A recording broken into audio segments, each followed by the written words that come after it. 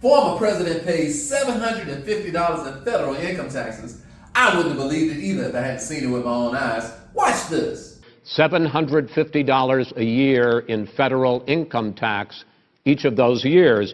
Chris, let me just tell you something, that it was the tax laws. I don't want to pay tax. Before I came here, I was a private developer. I was a private business people. Like every other private person, unless they're stupid, they go through the laws, and that's what it is. He passed a tax bill that gave us all these privileges for depreciation and for tax credits. We build a building and we get tax credits like the hotel.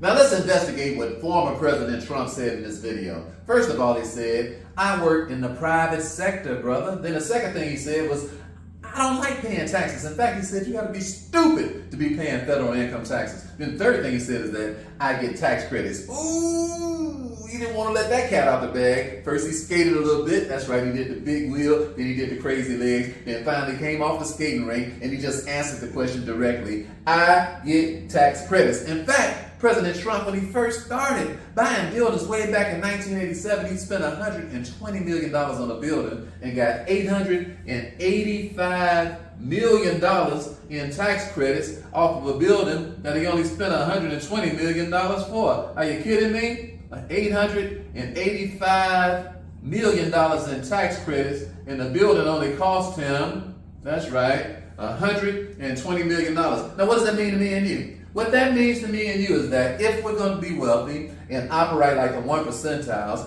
we're going to have to learn how to get what? Tax credits. Now what is a tax credit? Every single time a dollar is spent in America, there's a tax credit that's accumulated. That's right, you only have one of two ways of being able to get it. Number one, you have to be one of these corporations that is in the know. That's right, one of these Fortune 500 people who are in the know with the good old boys. That's right, because the government passes down tax credits to the good old boys. Or you have to be able to operate out of an unincorporated trust.